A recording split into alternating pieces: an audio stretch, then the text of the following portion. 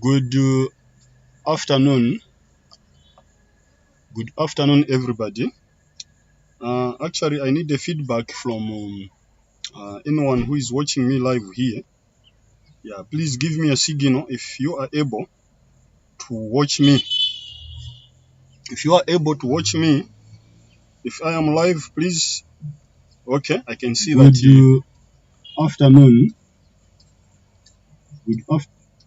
Okay, I can see that I'm now live. Okay, good afternoon, everyone. This is the voice of Andrew Kavaye, yeah, the regional coordinator for SADC Truck Drivers Association of Zambia. I'm having this live broadcast on the 27th November 2022, and the issue, the title there suggests, is about the Zambian labor laws. So the title of this broadcast is entitled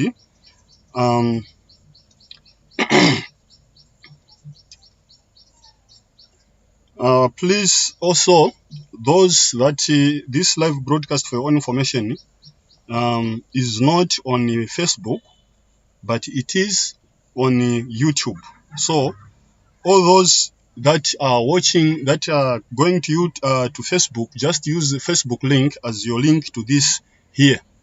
Yeah, up to some point I'll start broadcasting live on Facebook, but at the moment I cannot. So please bear with me. I know it's a little bit expensive to follow someone on YouTube, especially in our countries where data bundles are a little bit expensive, but you can do a little bit of sacrifice, like the sacrifice that I'm doing here.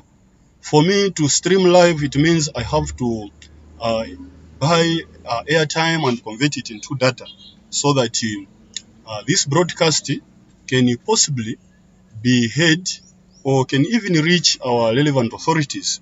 But my disclaimer to start with on this broadcast is that I am not here to castigate anyone. I'm not here to castigate the Zambian president or the Zambian authorities. I'm not here to castigate any leaders of any association which represent drivers. But I just want to highlight certain issues that are leaving loopholes, the same loopholes that are causing employers in Zambia not to respect workers' rights.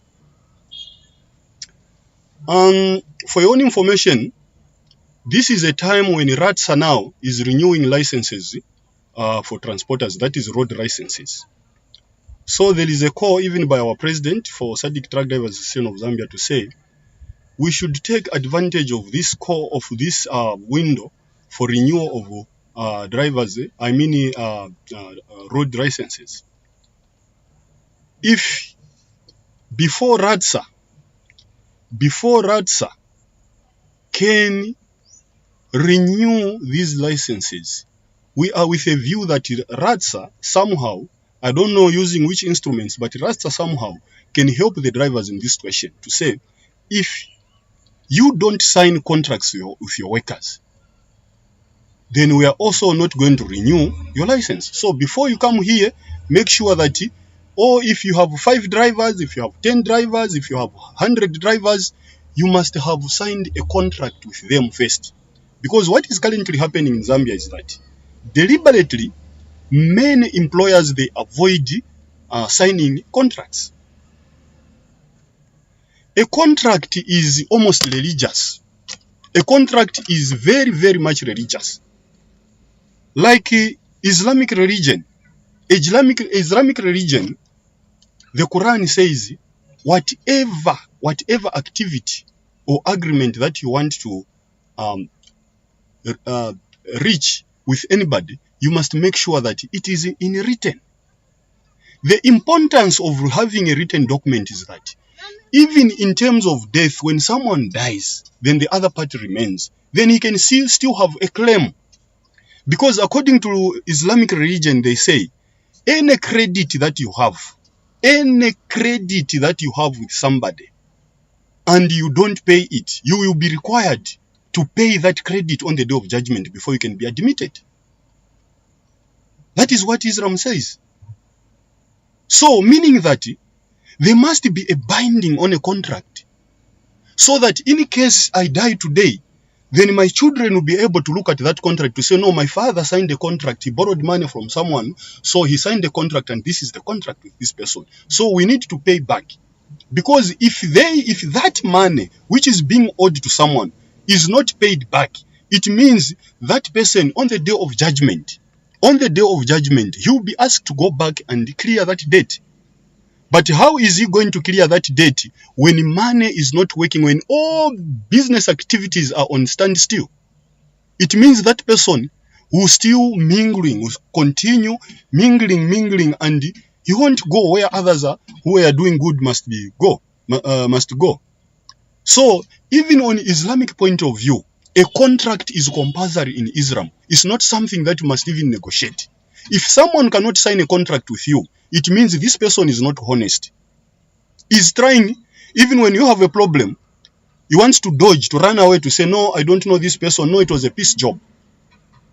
But again, I think it's the same thing with even Christianity. If you are honest enough, you must be broad enough to say, please, can we sign here so that in case I'm not there, other people can come and know to say, this person is owing, or he promised, or he pledged to do this and that. So a contract is very much biblical and is very, very much religious. So RTSA officials, do the right thing. Help your drivers. These drivers are very, very vulnerable. They cannot do anything if they stand up to their bosses to say, please, boss, can I sign the contract? They will chase him. And when he's chased, he's nowhere to run to. Because the Zambian laws, they do not protect drivers practically. They only protect drivers on paper, but not practically. So please, let us help each other. Let us help each other, starting from RTSA, starting from all government officials. The honesty, the safety and the well-being of all drivers in Zambia, they are in your hands. These are people that have dreams just like you. You've got dreams when you were at school. I remember I was outside school. We were like, hey, let us study hard so that my children don't watch TV from the neighbor. That was the slogan that we used to have at school. So each and every one of us, regardless of the level of education, has got some dreams, has got some goals that he has to meet in life. If you don't have a goal, then you are not a human being. Any human being must set goals for himself. And the goals that you are setting as permanent secretaries, as ministers, as cabinet ministers, as presidents, the same goals that you set are the same goals that an ordinary person should also set. The only difference is that some are drivers, some are security guards, some are maids, and some are permanent secretaries, to name just a few. That is the only difference. But the goal and the purpose of somebody working is the same goal. If you are working, you expect a pension.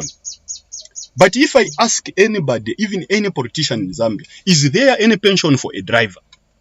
As politicians, have you ever bothered? Have you ever bothered to know whether there is any pension for any driver?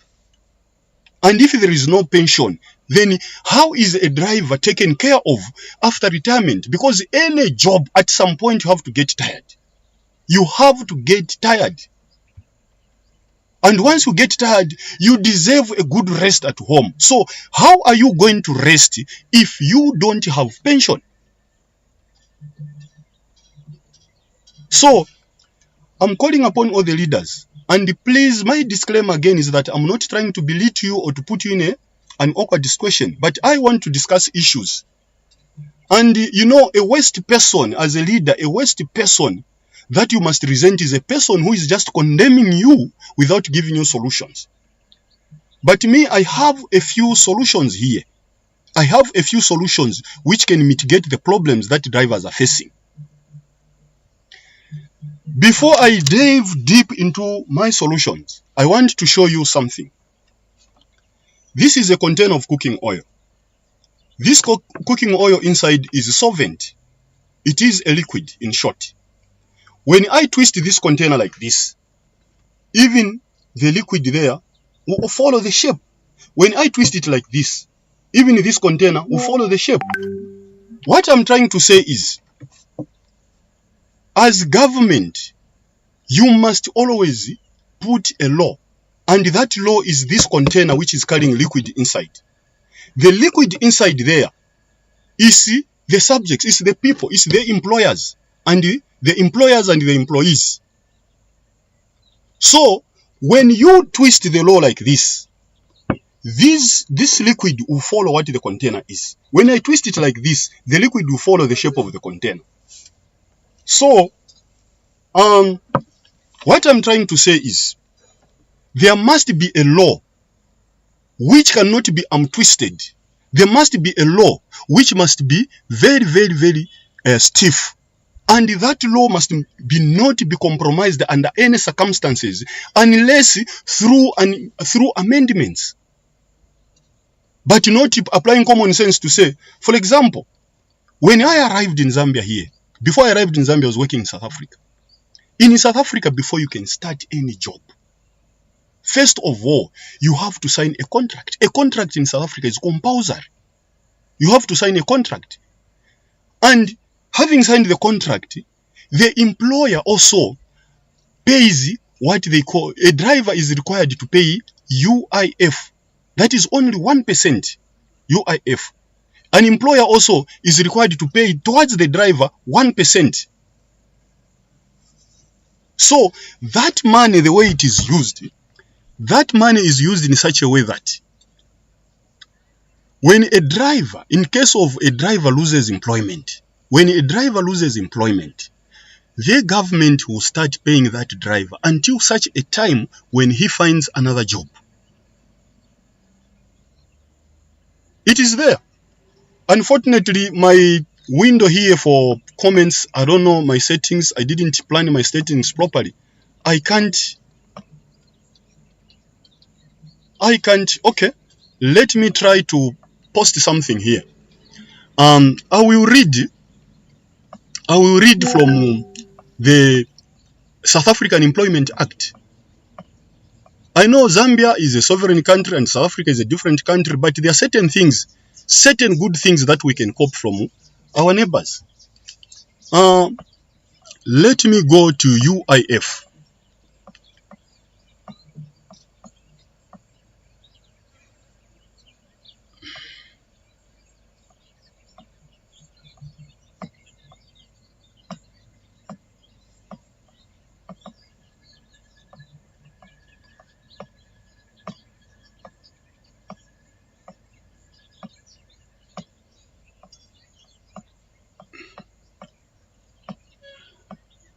I think I've lost the page. Okay, I know where to get it. Sorry for that delayment a little bit, but please bear with me.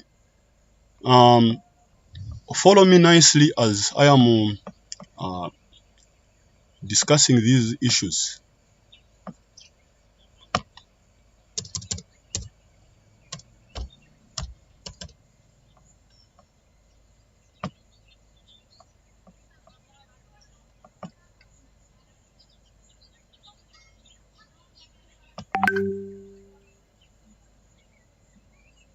Please, comrades, I need to see comments. I need comments either through WhatsApp, and those that would want to participate through phone calling, please don't use direct call, because if you use a direct call, it will disconnect the internet, because I'm actually using the same phone to connect to my laptop. So if you are to call me pertaining to the same issues that we are discussing, and if you want to be heard live on this broadcast, kindly call me on 09768171189.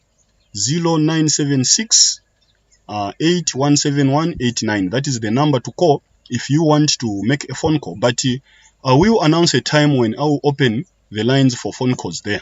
Anyone is free to call, whether you are a government official, anyone is free to call. This thing is not about castigating, but finding solutions to the problems that our drivers are facing. Drivers need to be protected and respected. Yeah, so I am with a form here called UIF form. Let me get it from Facebook. I mean from my phone. I don't know whether you'll be able to read from my small screen.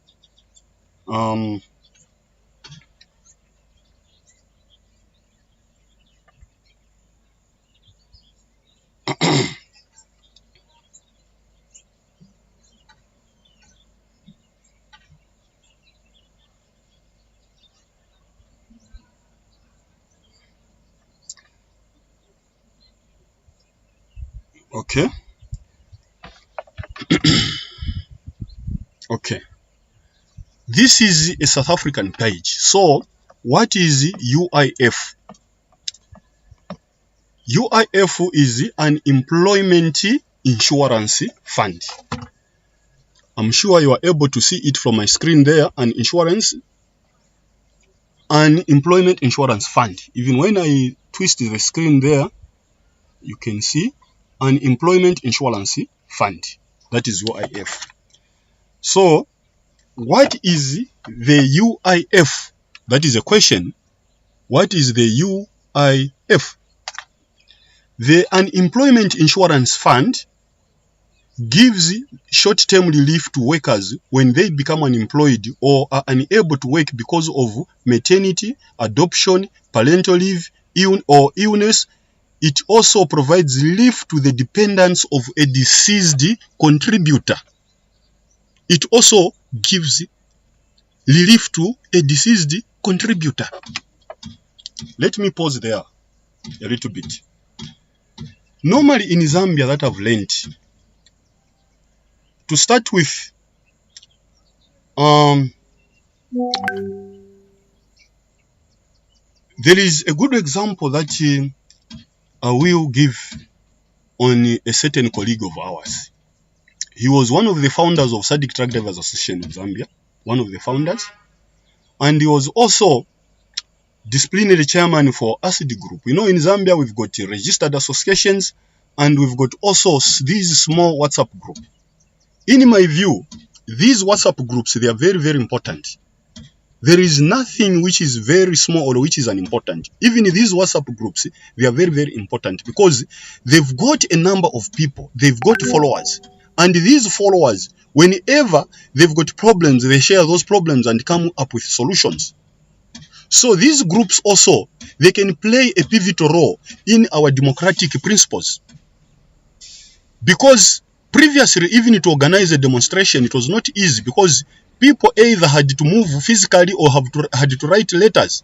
So when you distribute letters before you even plan it, then people will be there already preventing you to exercise the right of protest. But with these groups, it's very easy to disseminate information in a tip of a millisecond. The information will be viral and people know what is required of them. That is on the parts of the workers and the citizens. Their rights can be protected through these groups. And in terms of governments also, they can use the same WhatsApp groups to know the mood of their people. If people are angered, if people are angry, because before these WhatsApp and the social media, for any government to have correct information, even to know what is going on in the community, they had to send people. They had to send people, census people, on foot or whatever means to go and start collecting data. And once you are collecting data like that, some people, they don't even tell the truth. They lie sometimes. They will say, what if the government is very, very stubborn? If the government is very, very stubborn, is luring them with an iron fist, they will say what the government expects to hear. That is praise singing. But with these WhatsApp groups, people are so free to express themselves that even the government can put their ears in this WhatsApp group and start listening. What are people talking about? Which area can we improve? So they can use WhatsApp to improve the lives of the people. And once they improve the lives of people, that is what we call appeasement. When you appease someone, you make him happy. So when a time comes for you to be voted back in office, you will have already appeased those people, because whatever was happening, problems were coming and were coming, problems were coming, and you were already on the ground getting information as it happens and were responding on time. So you don't have to start appeasing voters when elections is tomorrow. When you do like that, it's like you want to sell a sheep, then on the day of slaughter, that's when you want to feed it so that it can gain weight or fat. It doesn't work like that. That is very impractical. So these social media platforms should not be treated as a threat to any person who wants to be elected by the people, It should be seen as a platform through which you can understand the moods of the people as they are unfold. So, I'm talking about Mr. Nyambe. Mr. Nyambe was a chairman for that WhatsApp group called the ACID group, or ATIDO in abbreviation. Whenever a driver dies, or whenever a driver had problems, Mr. Nyambe was always on the ground. He was taking upon himself as duty bound to help that person. And at some point, when I was appointed as the regional coordinator for SADC Truck Drivers Association of Zambia, I used to use Mr. Nyambe also. If I have a problem, like for example, at Gomes there, oh, there is a problem there, there is a driver, there is a woman, you know, at some point there was a woman who was bathing. Then a security guard from Congo interrupted into a woman's toilet, not by accident, but he saw that the woman is there. That woman is a driver. We know we've got very few women drivers. So that guy entered the bathroom. And we were like, where do we start from? So I realized to say, oh, Mr. Nyambe has got a lot of contacts. I called Mr. Nyambe. Mr. Nyambe said, no problem. I called also Mr. Matthews, the chief agent. Then within a shortest period of time, that person was apprehended and disciplined. As I'm speaking right now, that person is no longer working for that institution. He was fired. Then there was another female driver by the name of Marian Mukua, had a problem in Congo. You know, sometimes in Congo, the way they take things, they don't follow the law the way it is. If me, I'm driving in Congo, then someone comes and hits me from the behind there. That person who is from Congo will be let go. But me, a foreigner who is found in that country, they'll start pressurizing me. Because they know that if they apprehend that Congolese, they won't get any money. But a foreign truck, the owners will put a lot of pressure, they will put a lot of money until that truck is released. So they can make money with a foreign car, a foreign vehicle. So no matter how that accident happens, but a foreign truck will be impounded in Congo. It is only recently when we had meetings with the Minister of Transport of Zambia, Minister of Commerce, Minister of Foreign Affairs, Minister of Internal Affairs in Congo, where we expressed our grievances and raised our complaints, where we were promised to say, okay, we'll be working on that. There are some phone numbers. Recently, this last trip when I was coming from Congo, a driver for a certain company, company, he found a truck was parked like this on the road. It had a breakdown. Then there is a rail line there. There is a filling station called D'Angelo Petroleum there in Congo. As you are coming from Lubumbashi Tollgate, then you're coming towards the border. There is a junction, a T junction, where we turn right. Then there is a filling station called D'Angelo. There was a breakdown there. Then this acid truck, it was going towards the rail line. Then we just had a hood for the train. Then he stopped there. Then this guy from Congo, he just comes. When that train passed, that guy wants to start going. Instead of that Congolese driver following the queue, he went ahead. He wanted to overtake that car. Then he misjudged and hit the truck on the axle there. He hit on the axle, then he went ahead and hit the bumper there. So me, I was there as an eyewitness. When I went there to talk to the owner, and that driver was like, hey, you, unaona vile unafanya, unanigongea gari. Me, I came out of the truck. I said, you know what, my brother, let us say the truth, and the truth shall set you free. Me, I was in the truck when this accident was happening. In short, I'm the eyewitness. This guy was standing. Then as he was about to start moving when the train moved, you, instead of following him behind, you wanted to overtake him. And you wanted to overtake someone in a rail line. So when you went ahead there, you found another car coming your direction. So you avoided that car, then you went too much this side and you hit this truck there. That guy shoved me. He wanted to beat me. Imagine, he just, hey, wait, talk up. Because he's a countryman, it is their country, so he feels he has more rights than me, a foreigner there. So I didn't want to fight with him. What I did, I just took the phone and phoned the Truck Drivers Association of Congo, Mr. Mande. Say, Mr. Mande, we have a problem here. I explained to him. So, please, can you help us? He sent a traffic police officer. And that traffic officer, for the first time in my life in Congo, he came there, wrote the report, he heard from the owner, and the owner was like, you could even see the body language that he feels that the case is going to be on his side because by default he's Congolese. Then all of a sudden, things turn around. That police officer asked for the license. Can you give me your permit? Can you give me COMESA? Because COMESA is insurance in Congo. Can you give me COMESA? He gives the COMESA. Your license, he gives the license. But when it came to that other Congolese guy, he didn't have nothing. He didn't have anything. Nothing at all. Not even a driver's license. He was just driving a very nice car, but without license. Then that police officer, to my amazement, he said, my friend, I've taken your documents because I just want to go and write a report. Because in Congo, when you have an accident, for a report, you have to pay a certain amount of money. I think it's $50. I don't know how much is the official amount of money.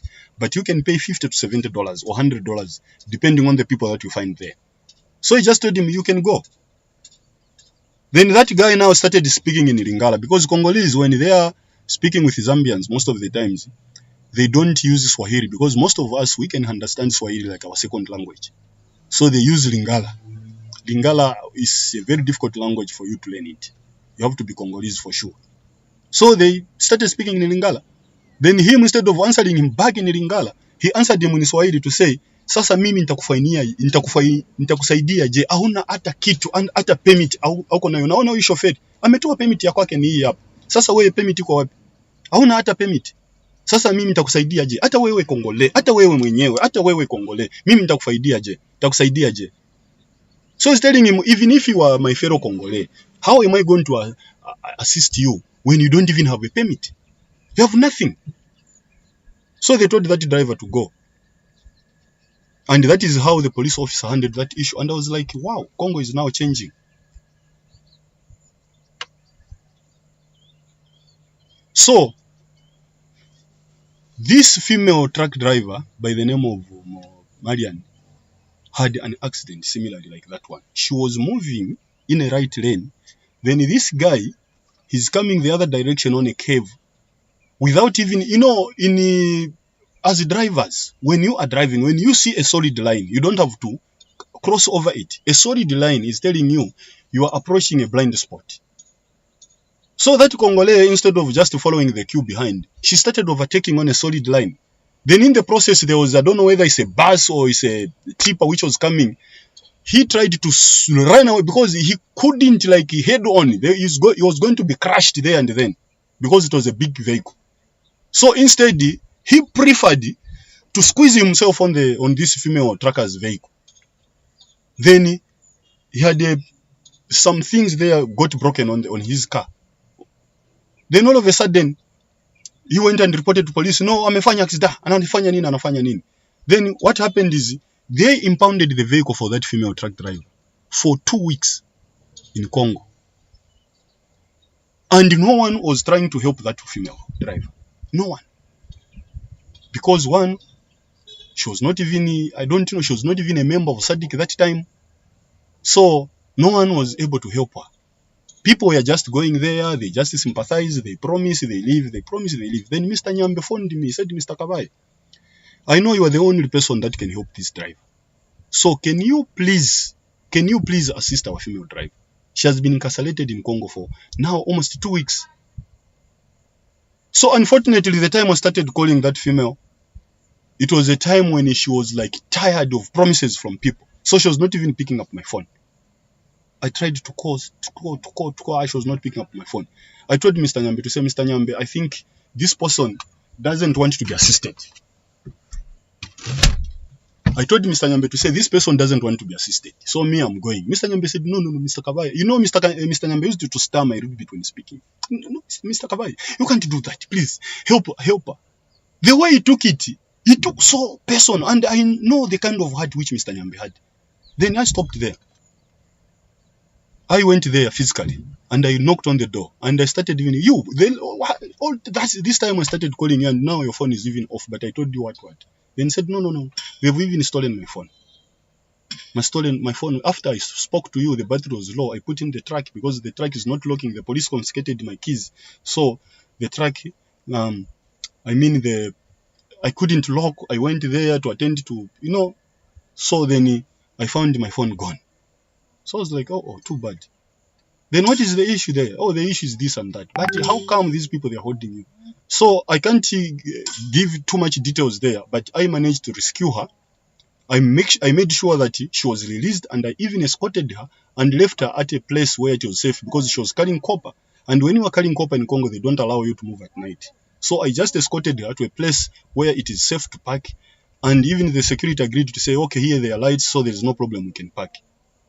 Now, what I'm trying to talk about before I sway you is that Mr. Nyambe was a very, very selfless person. But tell me what happened when he died. When Mr. Nyambe died, the companies that he was working for was saying, no, he was not working with me. It was just a ribbon on the track there. He was not my employer. His employer says, no, he was not working with me. He was working, I don't know whether he's an uncle or whether it was a brother. So the driver is, the cops is in the mortuary. People are gathered, they don't have food. And there is no employer. This employer says, no, it's not me, it's not me. Why? Because there was no contract binding. So that is the reason why any country that is concerned about its own drivers, like the way the South African the South African government must be very, very much concerned about the employers who are not signing contracts with their workers. Whether you have, if somebody like a Zambian law, I remember when we were growing up, the Zambian law used to stipulate that if you work for somebody for 3 consecutive months, then automatically you become a permanent worker. You are entitled to a pay slip. You are entitled to first of all, you are entitled to a contract. You are entitled to a pay slip. You are entitled to all the contributions which workers make towards their own future. But in Zambia, it's not like that. I'm emphasizing very much on the South African law because I don't like speculating. I like talking about things that I have evidence of, things that I have experience of. I'm not that kind of person that will just go on speculating from without. Then tomorrow somebody comes out and said, no, Mr. Kabai, what you said there was not accurate. So let me continue reading the South African UIF law.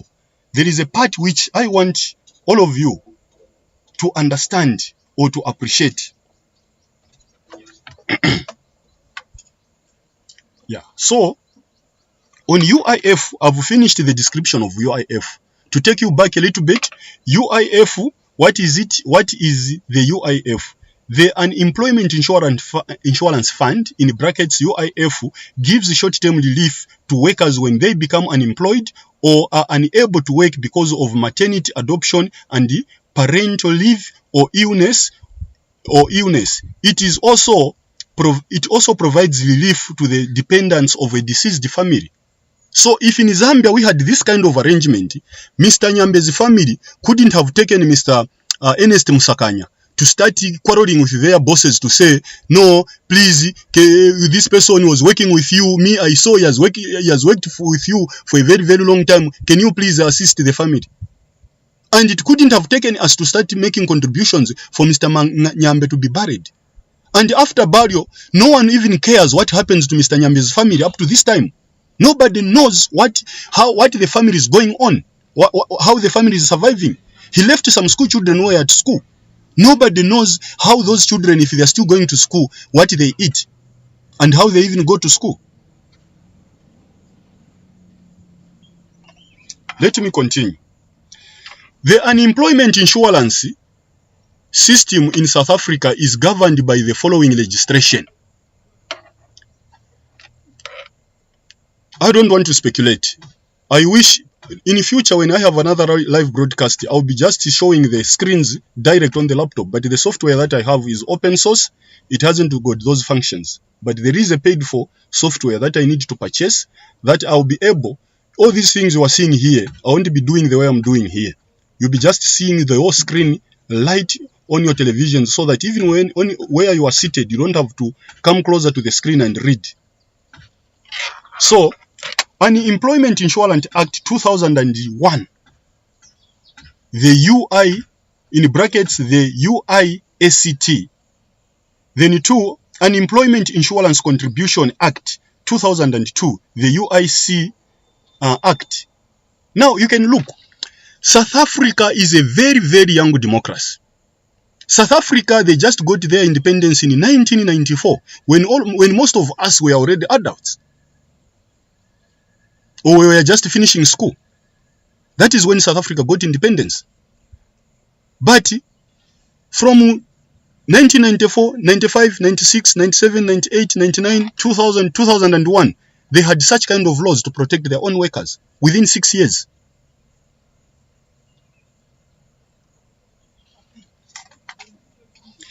These acts provide the benefits to which contributors are allowed, and the imposition and collection of the contribution to the UIF respectively, and came into operation on 1 April 2002.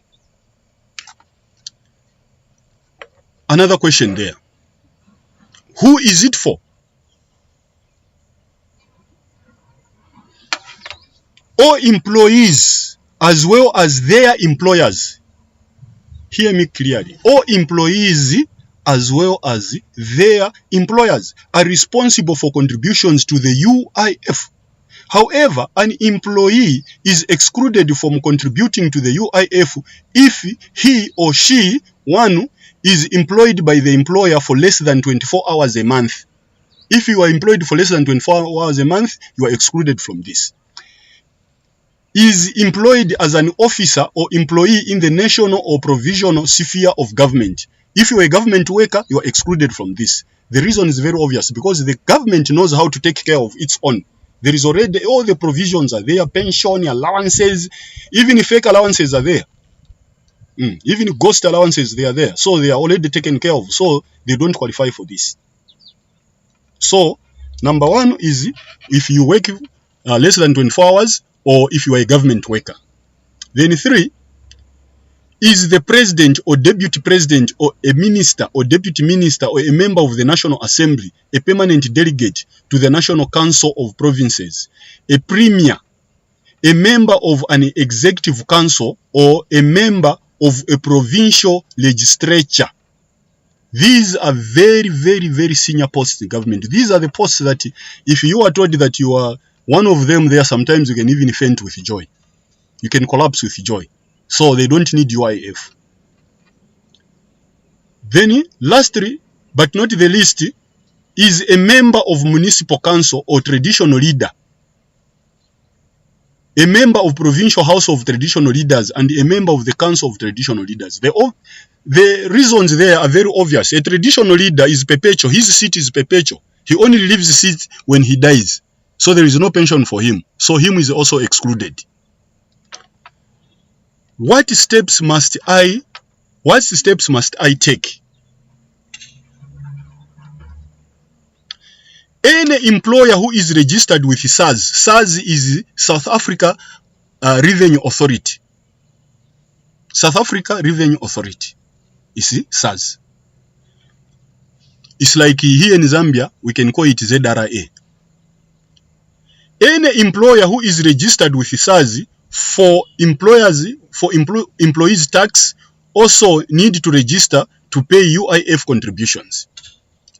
You can register once for all different tax types using the client information systems. That is a link which they can use. You know, things are automated even here in Zambia. Sometimes you don't necessarily need to go to ZRA to get registered. You can register it on your phone.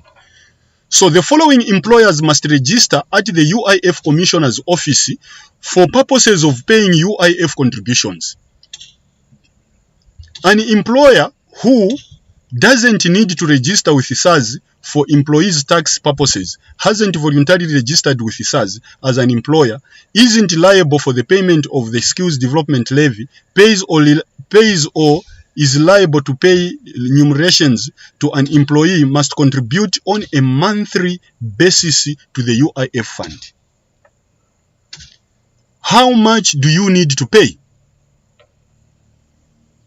How much do you need to pay? The amount of the contribution due by an employee must be 1% of the remunerations paid by the employer to the employee. The employer must pay a total contribution of 2%, in brackets 1% contributed by the employee and 1% contributed by the employer, within the prescribed period. That is, a contribution shall not apply to so much of the remuneration paid or payable by an employer to an employee as exceeds with effect from 1 October 2012 14,872 rand, that is 176,464 rands per, annually, with effect from 1 June 2021 17,000 rand per month, or 212 and 544 annually. Please note, as from 1 June, the maximum, okay, let me skip that one. We are not interested in the maths and how much they are contributing, but my ecstasy or my climax is coming. Exceeds amounts shouldn't be excluded as enumeration for a purpose of UIF contribution. The amounts dedicated withheld to be paid by SARS or monthly basis by completing a monthly employer act. Okay, let me skip that part. So, how and when should it be paid? That is the most important part. How and when should it be paid? It must be paid within 7 days after the end of the month during which the amount was deducted. If the last day for payment falls on a public holiday or a weekend, the payment must be made on the last business day before the public holiday. Have you gotten that one? It's not like here in Zambia whereby an employer can pay or cannot pay even a pension scheme, a national provident fund. But there is a stipulation laid down laws. And the laws are the ones before even you forget. Like container. This container must be a law. This container must be a law. And this fluid inside this container must be us, the subjects, who must follow the law. The law must not bend, but people must bend for the law. Pay must be made on the business day before the public holiday. Okay. The following payments are available. There is e-filing. E-filing, as its name suggests, is the electronic filing. Electronic payment through the internet. That is another one, EFT, through the internet, at a branch of one of the relevant approved banking institutions. Offenses. Now, that is the climax. That is my climax. This is my climax.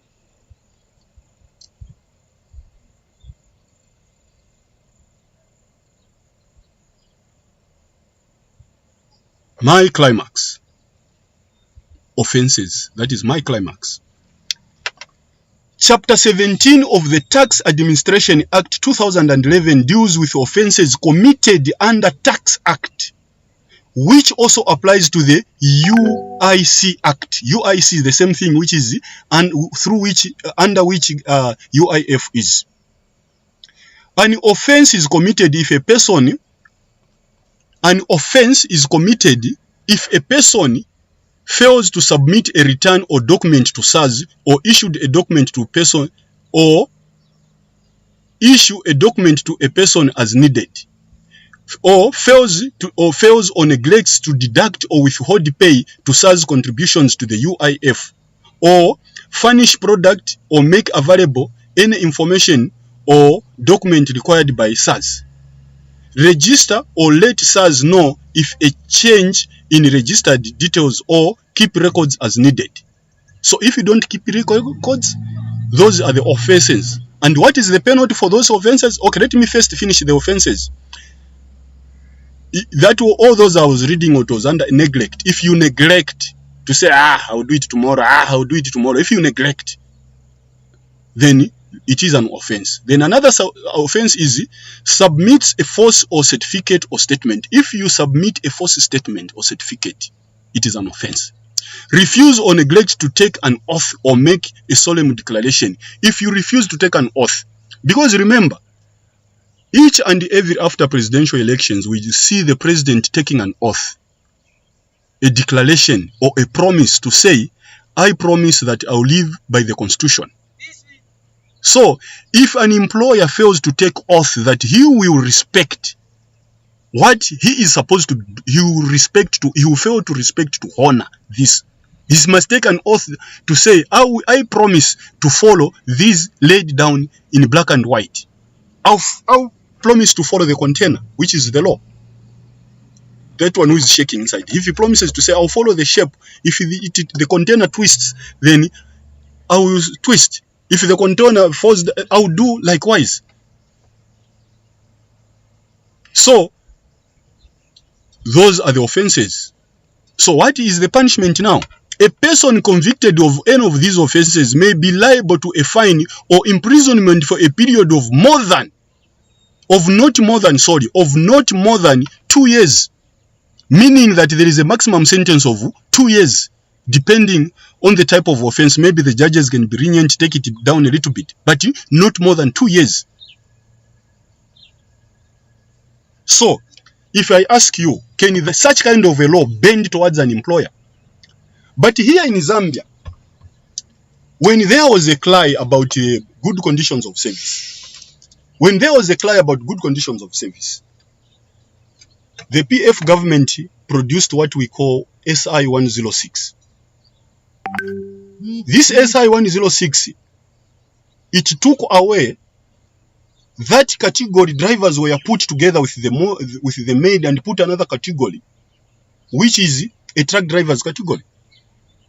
Now, I have SI here on this laptop. I have SI 106. If you read that SI 106 from top to the end, there is nowhere where it is stated that if somebody fails to do, maybe there is. Let me check before I make a mistake, because I have the SI here, which I will share via Facebook as a screenshot. Okay, I have it in PDF. I just downloaded it.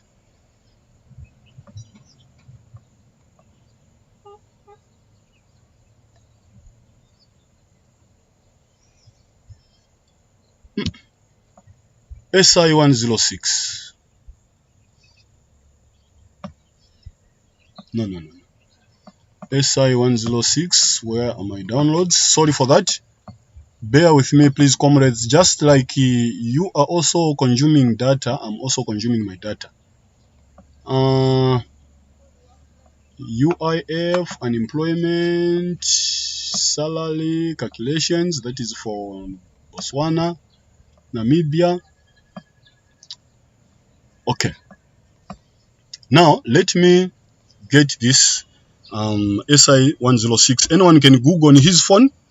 SI 106 Zambian law, that is, you can Google it. In fact, it will be on the first, it will be on the effect organic results there. No, it's not on the first. SI 13, SI 106. SI 106. Let me get it. Oh, sorry. SI 106. Okay.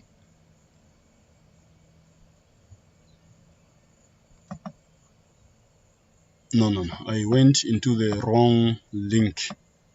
I went into the news item, but I want the SI 106 itself. SI 106, labor law in Zambia 2022. No. SI 106. How come?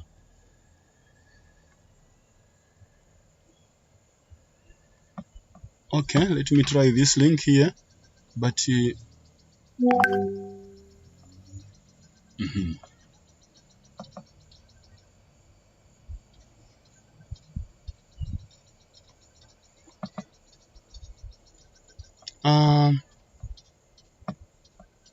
how come? Was it here? I think it should be here.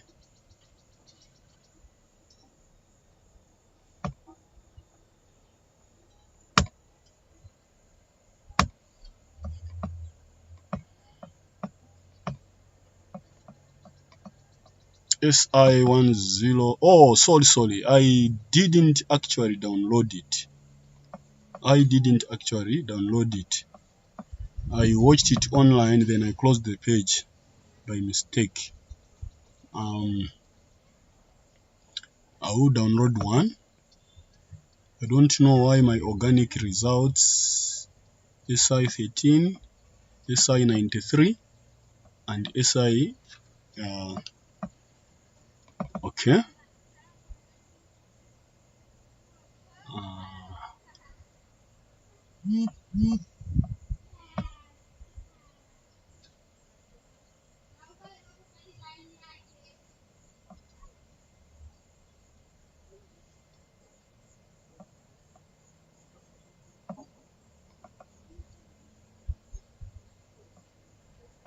Okay, SI 13 I think is the new SI, but there is SI 106.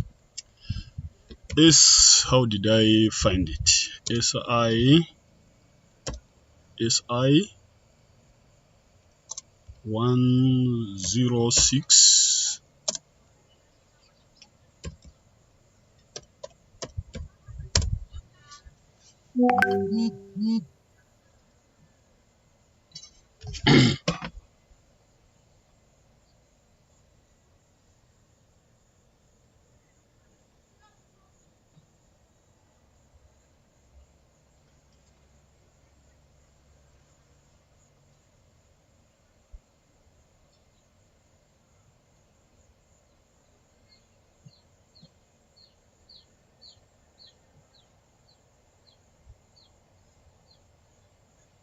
Okay, let me just verify my link because I don't have that chat.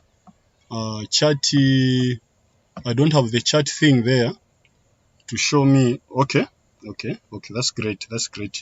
Comrades, I need the feedback. I need the information. Yeah, okay, I can see. Okay, let me just verify my link because I don't have that chat. I don't have the chat thing there to show me. Okay, that's great. Comrades, I need the. Okay, sorry about that. I was just verifying whether my link is working or not because you know this broadcasting thing can be talking to yourself the whole day without knowing that no one is. Just share the link, and please, when you share the link, also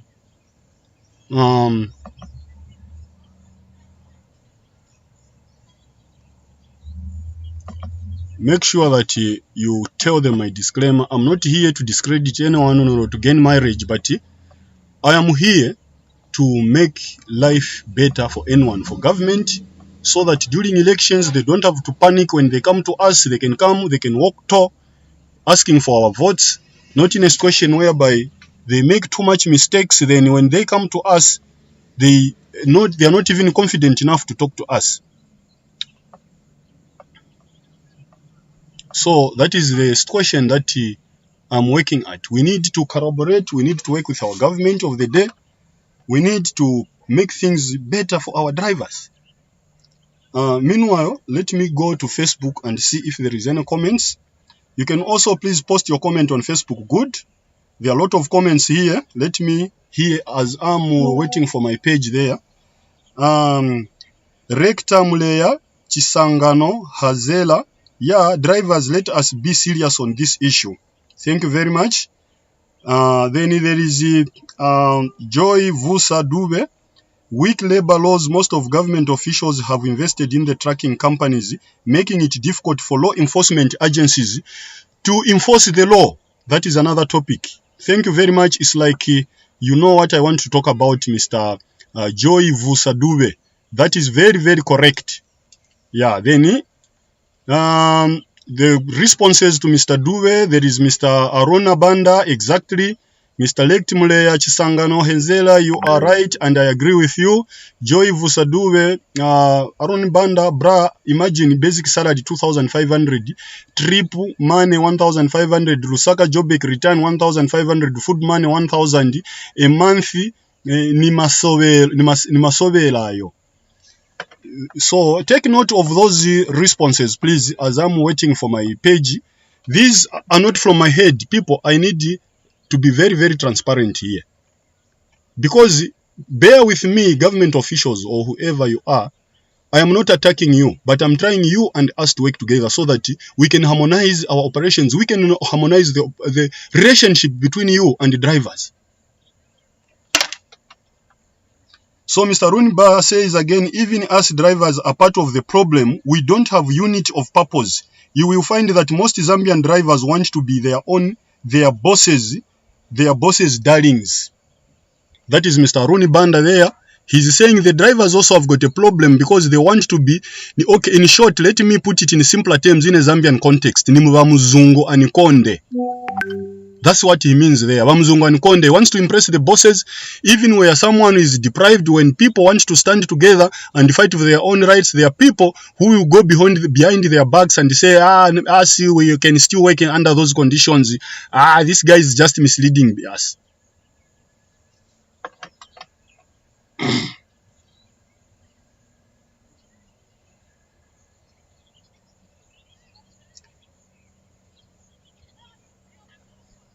So those are the few comments that I've heard from cross-border drivers. Please keep posting your comments, because if you post your comment anywhere, whether on social media, whether on Facebook, or you can do WhatsApp call, but I'll open the lines. So those who are very free in talking, I'll open the lines, and don't worry whichever language. If you speak Tonga or you speak Swahili, you speak Nyanja, all those languages I'll be able to understand. But if I don't understand, I'll leave for others to interpret for me. For example, I'm not very conversant with Tonga, I'm not very conversant with Lozi and Lubale, Lunda. I can speak fluently Nyanja, Bemba, Namwanga a little bit. Tumbuka is my language, but I can say I'm not that fluent, but I can speak Ilambia and a little bit of Nika. So I can also speak a little bit of Zulu. I can also speak a little bit of what do you call it? Okay, that is enough. So anyone can make a phone call, but I'll open the line. For the time being, please don't call, because I want to finish to present the problems and the solutions. So I'm still presenting the problems. I've also highlighted how the South African law is made, because the SI 106, I stand to be corrected though.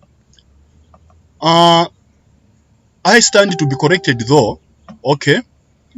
I stand to be corrected. I don't know why the SI 106, the page is not opening up. Anyway, I'll go ahead. But those people that can comment, either on Facebook, they can comment to say to us, so that we understand what if there is any punishment on the SI 106 if somebody does not adhere to it. Of course, I do appreciate the fact that SI 106 was amended to SI 93. It is another topic that I want to tackle. And I don't know this time around if there is SI 13, which is also amending SI 93, which we rejected because it had a lot of miscalculations and misrepresentations. We don't even know what was the purpose of SI 93. So I'll tackle those issues. So for the time being, let me check other media platforms.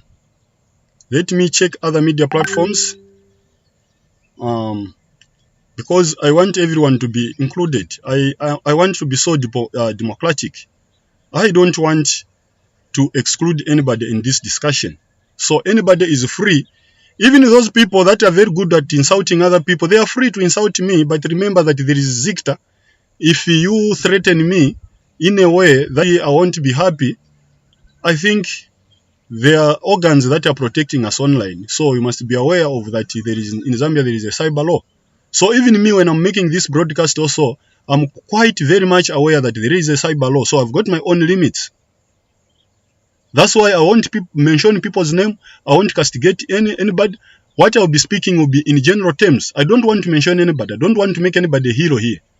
The only people that I've mentioned so far are the victims of some sort, and the reason is for people to understand the narration. I've mentioned Mr. Nyambe, may his soul rest in peace, because what happened after Mr. Nyambe died, despite all the contributions he was making to the drivers, it was very, very, very bad. And even me, when I die, I don't want such kind of thing to happen to me. Seriously, if there is a ghost, people, I will haunt you. If you treat me the same way Mr. Nyambo was treated, I will haunt you beyond my graves.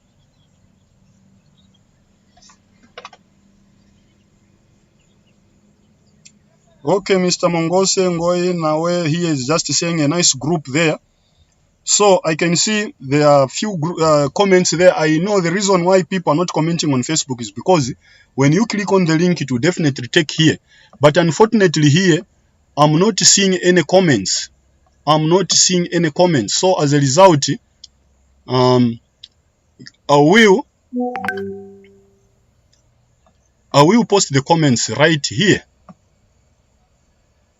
Let me try to share the link here, and I see if I can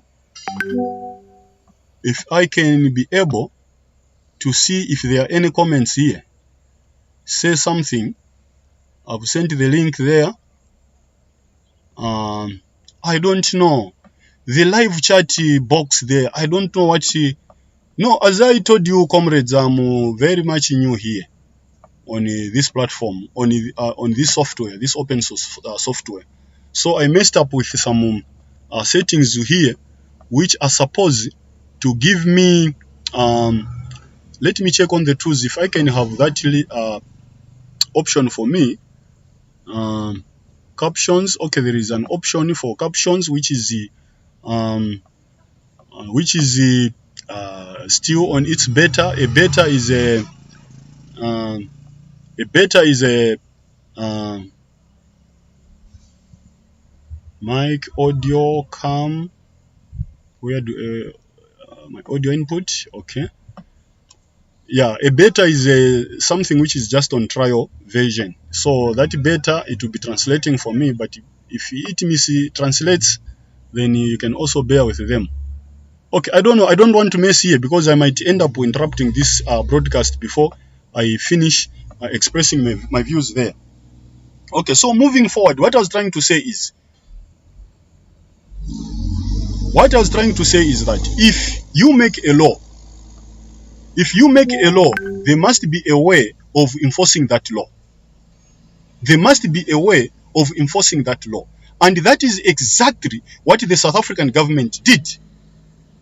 They made a law in 2001, and that law comes with a punishment. If you do not adhere to it, you go to jail for a maximum period of 2 years. Or you pay a certain amount of money for you not to go to jail. So imagine if in Zambia we had that kind of arrangement. Is there any employer that can fail to submit NAPSA to anyone? Is there any employer that can fail to pay towards pension to anyone? Definitely no. So there must be a law, and that law must be backed up by a punishment. And in case SI 106 has got a punishment, I don't know what punishment, but the many times that I've been browsing the SI 106, I've not seen a part where it says if an employer fails to contribute so, then you go to jail for a certain period of time or he pays a certain amount of money. There is nothing of that nature. Nothing. And if there is any, then there is no one to enforce it. Why? The reason is simple. If I borrow that reason from cross-border there, someone says it's because of weak labor laws. Most of the government officials have invested in the trucking industry. He says it all. They have invested in the trucking industry. That's why they won't enforce certain laws. Even when it comes to implementing certain laws, they always leave a loophole which will make somebody who breaks that law with an scapegoat or with an escape route. He will get away with it. For example, if I report my boss to say, no, he's not adhering to SI 106, which is still in place as we are waiting for amendments. If he doesn't adhere, even if I report him, what is the repercussion? There is no punishment whatsoever.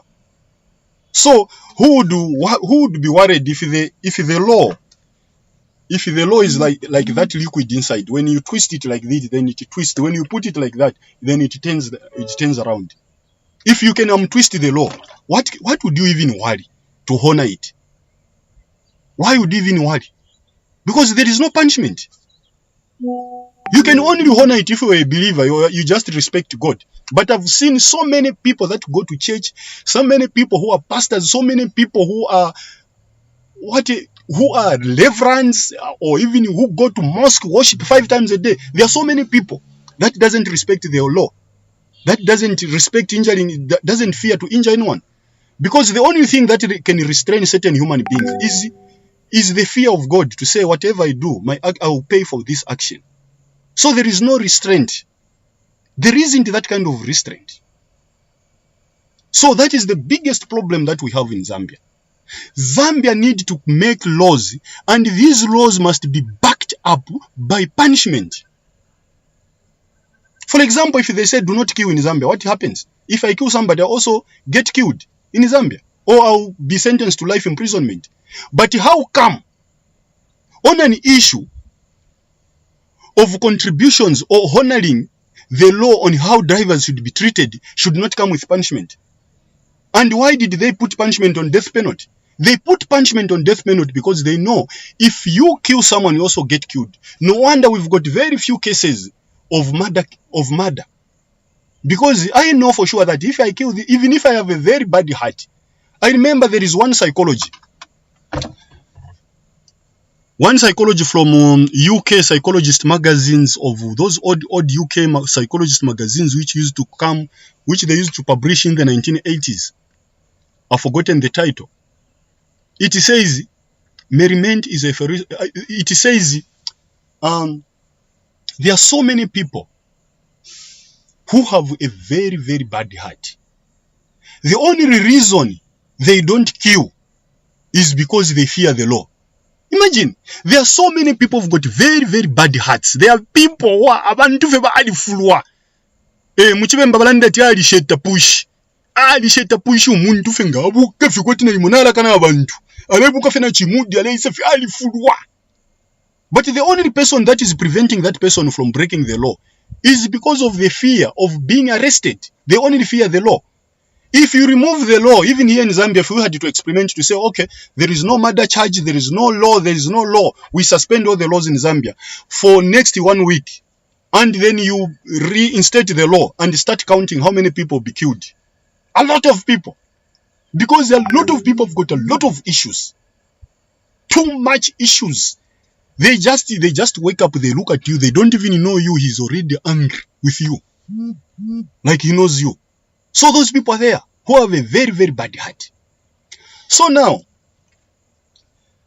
coming to the leaders of associations, especially unions, because associations, the only jurisdiction of an association like SADC Truck Drivers Association is the members. And please, let me take opportunity of using this video to sensitize people. An association like SADC is only limited to the member who subscribe to it. Meaning that for SADC to help you, you have to be a member. And to become a member, one, you pay membership fee, which is 250. Then every month you are required to pay 50 kwacha. That is the membership fee. So if you are not a member and you have a problem, like our colleague, there is a colleague of ours who went to demand his dues. We don't have much information what transpired, but he went to demand his dues and he ended up differing with the bosses, and now he's being charged, he's being apprehended for threatening violence. So if that person is not a member of SADC have got a right to refuse to help him, or they can just do it on a humanitarian ground. So that is how our association operates. Then there are unions. These unions, they also represent drivers. They also represent workers. There are different unions in Zambia. We've got so many, name them, but that is not the topic of the day. So we've got unions that represent drivers. And one of these union members, I heard an audio, and it's unfortunate that my phone at some point crashed, so I lost that audio. I kept it for a very long time. There was a union leader who was justifying to say, no, if we go by SI 106, many employers will run away, so we have to amend it. Then they came up with SI 93. SI 93 was a mess. Because the background of SI 106, the pushing started in the PF government. There was a time when drivers could not take it anymore in Zambia to say, no. How come we are driving the same goods? We are loading from the same places. But when we deliver, when it comes to payment, in Zambia, you find that a Zambian driver is given a song. For example, from the Facebook comments there, you've heard that there are some Zambian drivers that are getting 2,000. And believe me, there are some who are getting less than 2,000. They're getting 1,800, 1,500. A truck driver here in Zambia is happening. In contrast, you find a driver in South Africa there. Like, let me bring it back a little bit. When I was working in Mashadadop in South Africa, Mashadadop is a place between Middleburg and between Belfast and Nelspruit. So there is a mine called Asmang. It's an abbreviation. It's called Asmang. That mine, it used to smelt, or it smelts minerals like chrome and manganese. So I was working for a Mulungu's company, or a white man's company called DLU. Everything signed, contract signed. You even go to labor office. You go there, they give you UIF number. Then you start contributing. So this company used to give us. We used to work like this. You make 2 loads within 6 hours, because in South Africa, most of the truckers, the roads in South Africa, they permit them to move 24 hours. There is no sleeping. The South African economy does not sleep like ours. So the trucks move 24 hours. So what happened is that we used to have night and day shift. So during day shift, if you make 2 loads, then they give you 13 hours. Then that 13 hours calculated with your money, you find that at the end of they add that money to your basic salary. So a basic salary, like us starters who just joined the company, they started us with 6,500 as a basic salary.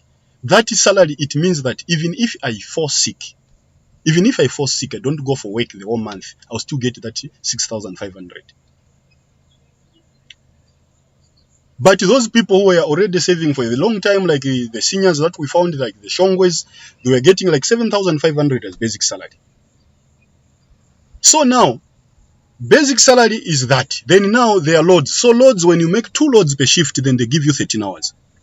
So there was a time when I worked so hard, and I scored, I think, somewhere like, these employers, sometimes they have a way of stealing from employees. But me, my calculations, when I made those calculations, I was estimating to say, no, this month I think I'll get 28,000. As a foreign driver in South Africa, not an indigenous South African, but as a foreign driver. So I was estimating that I'm going to get 28,000. Even 30,000, but I gave, when you are making calculations, we add what we call contingent. So my contingent was not adding on top, but reducing a little bit to say, okay, I estimate that I'm getting 32,000 or 35,000. Then mainly I should expect 28,000. But this Mulungu made his calculations cleverly, and he reduced me from 28,000, my estimation, to 18,000. We contested. We said, no, boss, I think let's go through it. Then when he audited the truck using the tracker now, because he was using the time sheet, because in South Africa, when you enter a truck, you write time when you enter.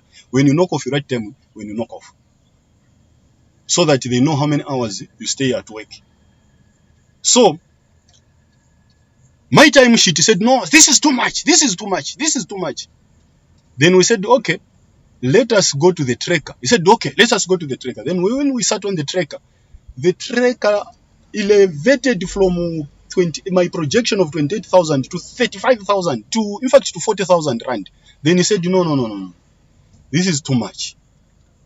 Then too much, he said, no, there was also breakdown there. They tried to make it clever, but he deducts until it comes somewhere to 30,000. But by that time, the payslip had already been given. He said, okay, this money, what we are going to do, you've given the company a loan, then on the next salary, we are going to push it towards your next ticket. Because we used to have ticket which used to close at a certain period of time. You put it on the next ticket. Then having gotten that pay slip, now I'm waiting for the money because they used to give us a pay slip in advance. When I gotten into the truck, I start moving. I start hiking there. Then one South African driver gave me a lift. Yeah, so when he gave me a lift, we started chatting. You know, South Africans, they are people that are very, very social. Even when you enter a very big bus in South Africa, you have to greet. How are you? Sanibonani, Ninjani. You know, you have to greet. So when we enter there, we greeted each other. Then within a short period of time, we started discussing the conditions of service. Then he asked me, how much are you getting? So me, I was like, I thought now I've made a lot of money. I just gave him my payslip. Here's my payslip. He said, wow, is this your salary? Is this a basic or salary? I said, no, this is my salary. He said, no, my friend. Which company is this? This Mulungu is stealing from you. Do you know how much I'm... let me stop it, because if I tell you, you feel very bad. I said, no, I insisted. Give me your payslip. Then he opened there on top and produced his payslip. When I'm talking about payslips, I don't mean these A4 printed on 80 grams. They are payslips which are issued, stipulated by the South African labor laws. Special payslip. So he produced the payslip. And when I went there, I found that there was talk time, 1,000. There were a lot of transport money, blah, blah, blah, blah, blah. Then coming together, 35,000. So you see, this is my salary. But sometimes I can even exceed this. I said, is this the salary? Or is it only this one? No, this one is my salary. And you can see this man, I'm still waiting for it to come. They've given us payslips today because that company was from Nelspruit. So it's like we are closing the tickets together, because immediately they close the ticket and then they give you the payslip in advance. Then you start waiting for your salary. So I was like, wow. And that payslip was still sealed with special paper, sealed. It's me who unsealed it and went through it. This is my payslip. So me, I was like, 35,000. He said, you saw it. But there are companies that are paying more than this. Yeah, there is another company, I don't know by the name, I've forgotten whether it's Time What, where some people are even getting 45,000. A code 14 truck driver. But here in Zambia, someone is getting 1,800. Yeah? Meaning that those truck drivers, those South African truck drivers, they can even pay us. You are driving a truck, but being paid by a fellow South African truck driver. So again, there is another issue also that I want to discuss here. It's the issue of this imbalance or unfairness. Huh? Okay. Before I go to that, let me finish what I started concerning the SI 106. So this SI 106, some union member, some union leader was justifying to say, no, we cannot go with these, will scare a lot of investors. You know, an investor is like the liquid there. And this container is the law. An investor will bend to the law if there is money. And believe me or not, Zambia being a landlocked country, this is a very, very good spot for any business. It's a land-linked. If I use landlocked, maybe it's an understatement. It's a land-linked. And all the trucks that are going to Congo must pass through Zambia. So any business person who thinks wisely, who will try to open a branch here in Zambia. So telling people to say, justifying to say, no, if we follow what is in the SI 106, then we scare a lot of investors. That is an excuse which is coming from someone who doesn't mean well for the drivers, who has an interest like these drivers said. Believe me, these investors, if you tell them, okay, here is the law, if you don't want to obey it, then fuck off. They want to leave this country, believe me. And immediately they leave, someone will come and replace them. Because Zambia is land-linked. So this is any good business person, anybody who did business management.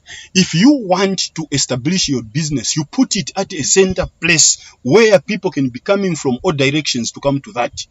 And Zambia is that center place. So never should you be fooled to say any investor will run away because you are asking them to pay the same way they are paying elsewhere. If they can run away, why didn't they run away from South Africa where they are giving 35,000, 40,000 salary? And please, there's those people that always like to argue, to say, hey, Mr. Kawai, what is he saying? He's telling lies. Me, I've worked in South Africa. Yeah, there are those people that, hey, me, I've worked in South Africa for so many years. He's lying, he's lying. You worked in South Africa as a foreigner. And the company that employed you is those companies that they want to exploit workers. So they go for foreigners. But there are companies which don't even allow. When you go there on the gate there, it's clearly written in black and white, only South African ID. They are not interested in your work permit. They are not interested what, they only want South African ID. If you have South African ID, then you are welcome. Those are the companies that I'm talking about. I'm not talking about companies that are deliberately employing foreigners because they want to exploit them.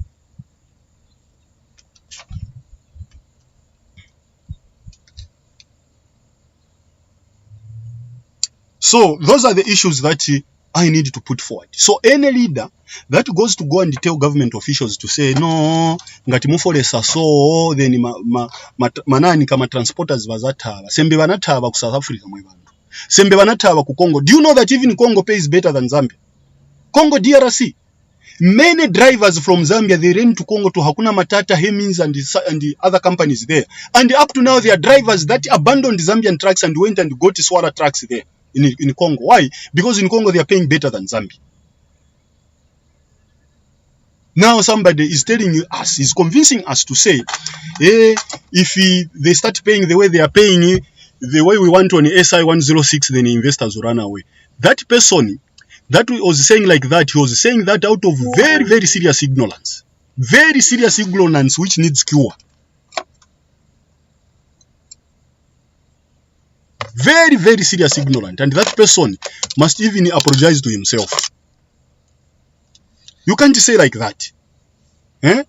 Okay, let me ask you a simple question. If there is no business in Zambia, why are we seeing transporters buying trucks in numbers? Zambia is a land-linked country. Even in trucks that are passing going to Congo. Even here, if I take my live broadcast there on the road, you see how many IT trucks are passing going to Congo. So if there is no business, why are they buying trucks? And for your own information, some of these employers, some of these transporters who are buying trucks, they are making business from here, Zambia. They buy trucks, then they send them to Congo. They start working in Congo. And there in Congo, they'll start paying the same way those Congolese are paying there. So we shouldn't be fooled. And there is a very serious problem on that one. There is a very, very serious problem on that one. And that problem,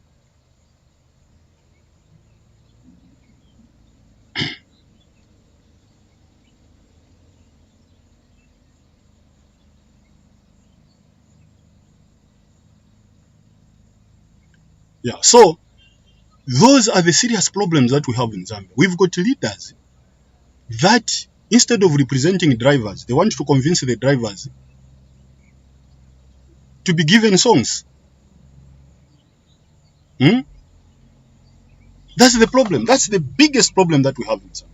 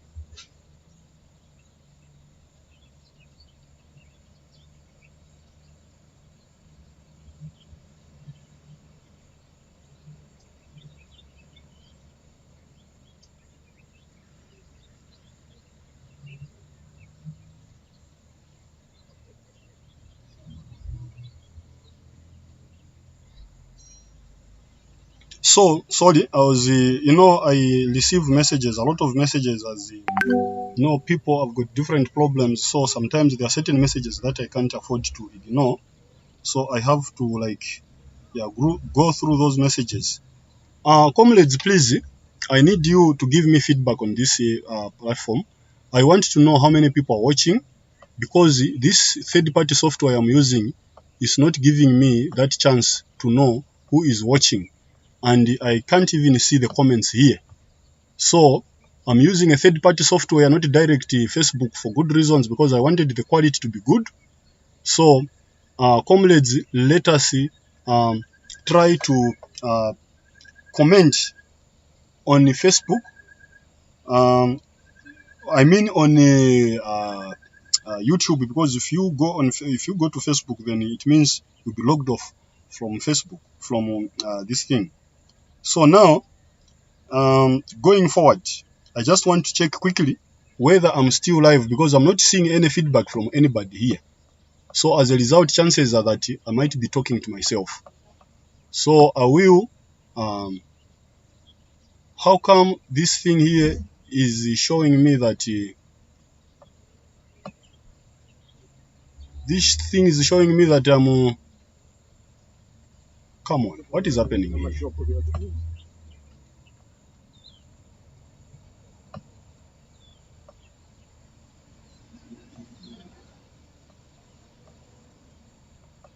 Okay, I'm trying to get feedback. I'm trying to get feedback, because here, okay, I'll use my link. You will have a feedback in the background, but don't worry. You will have a feedback in the background, but don't worry about that, because I have to test my broadcast also, instead of me just talking to myself. I'm trying to get feedback, because here, okay, I'll use my link. You will have a feedback in the background, but don't worry. You will have a feedback in the background, but don't worry about that, because I have to test my broadcast also, instead of me just talking to myself. I'm trying to get feedback, because here, okay, I'll use my link. You will have a feedback. Okay, thank you very much. That feedback you heard, I'm actually live. So, comrades, please keep sharing the link. Yeah, this link is really live. It's very, very live. So, keep sharing the link to all your connections. Share the link. I want feedback from people. I want feedback from people. Share the link in all, so that people can get to have the message which is here, which I'm trying to disseminate here. So please let us share the link, and let us also comment. Okay, thank you very much, Brother Jonathan Kazimu there. I've seen your message there. You said you are getting me clearly there, which is very encouraging. Very soon I'll open the phone lines and this WhatsApp call. Thank you very much for sharing your link again on your WhatsApp group, according to the feedback that you are giving me. The beauty is that whatever message that is coming, it is popping up. Even if you send it via my WhatsApp, it is popping up on my laptop there. Only that it pops up very, very fast, so I'll be able to read it. So even via WhatsApp, comrades, via WhatsApp, encourage each other to respond via WhatsApp. I'll be reading your messages here. And if you have any audios to share also, please share them, but be mindful that we don't have to share audios that are discussing other people or putting other people in defense. We want audios that are to do with the problems that drivers are facing and what is the way forward. So we need suggestions. I have my own suggestions, but I also need suggestions from you drivers who are the bearers. Because in Bemba they say, so you are the people that are carrying, you are the burden bearers, so you know what challenges you are passing through. So please, at some point, I'll open the phone line, and trust me, these WhatsApp phone calls, they'll be very, very much live.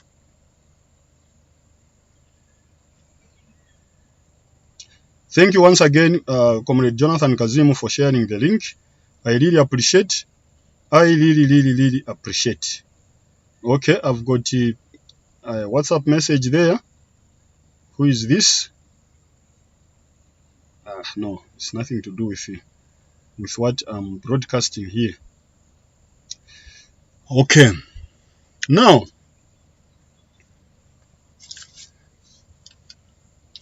the issue of low wages.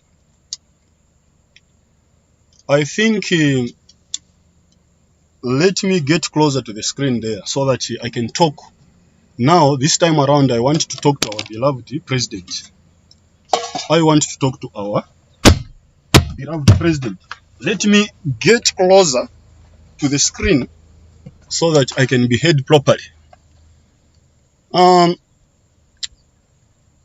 I want to make a very serious suggestion here.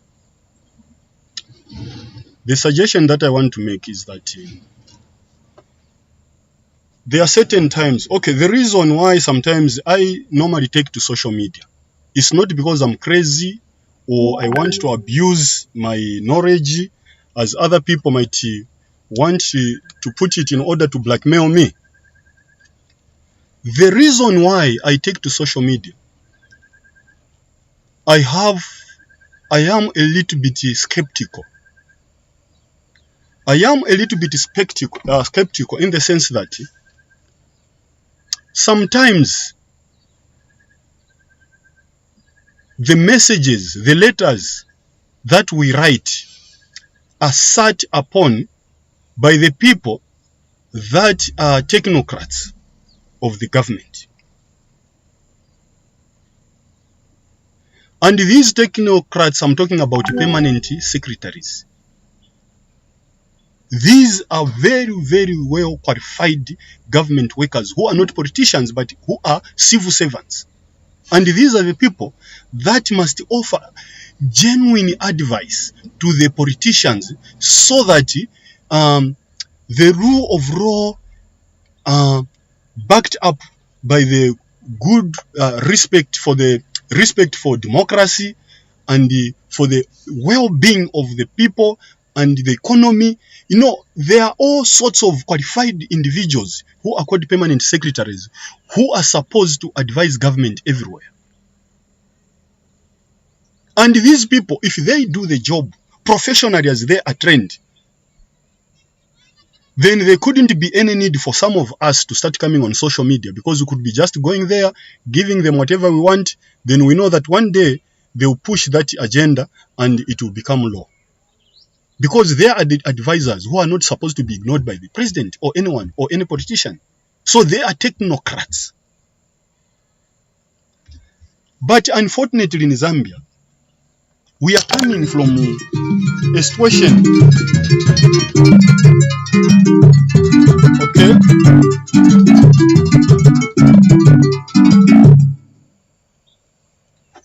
Excuse me for that. Hello? Wala hamatulai. Aise tribu ino kaimu. Eh. Kudichabe mush, especially if you come today, the road is a little bit cleared. And so if you come today, you won't find any problems. But there is a place which you shouldn't pass without T1 from Congo. So kudiche clear huko.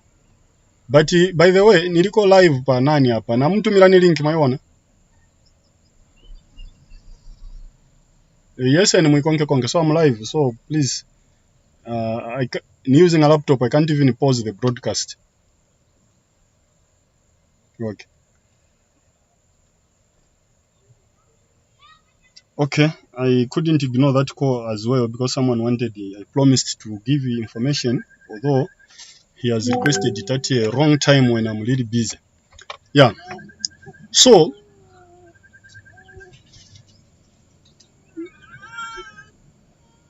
where is that feedback coming from?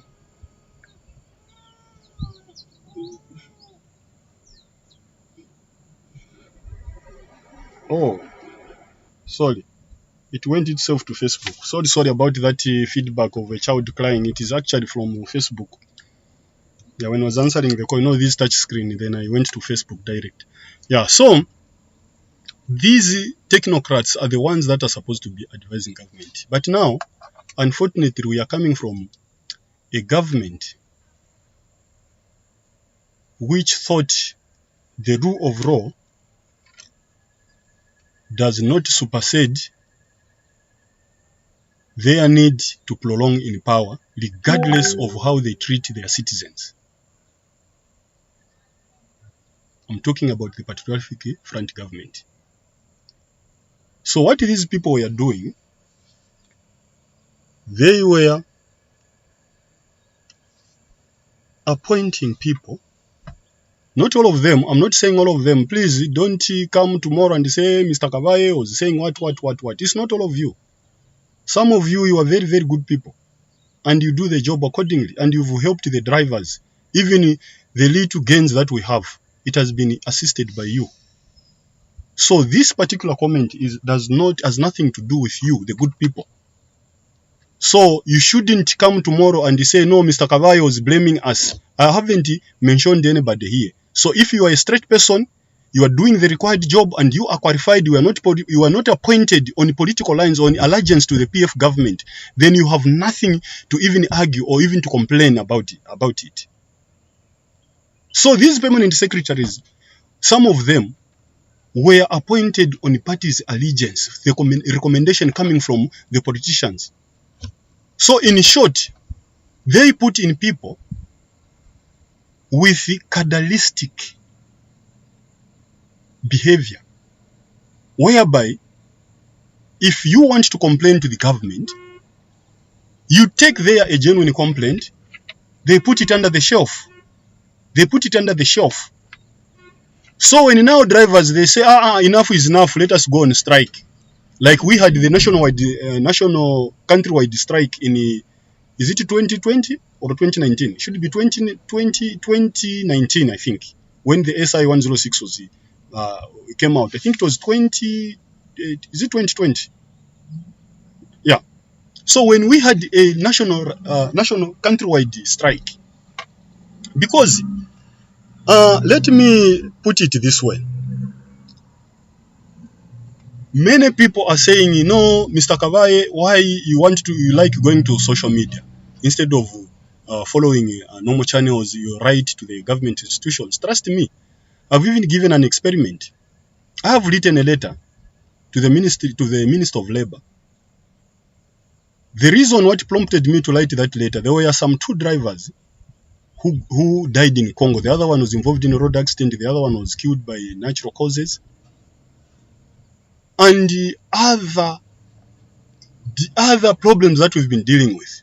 You find that when a driver dies in Congo, the transporters now want to find a blame to say, no, it was his fault, no, it was his fault, no, it was his fault. They want to run away from the responsibilities. They want to blame the driver who is dead.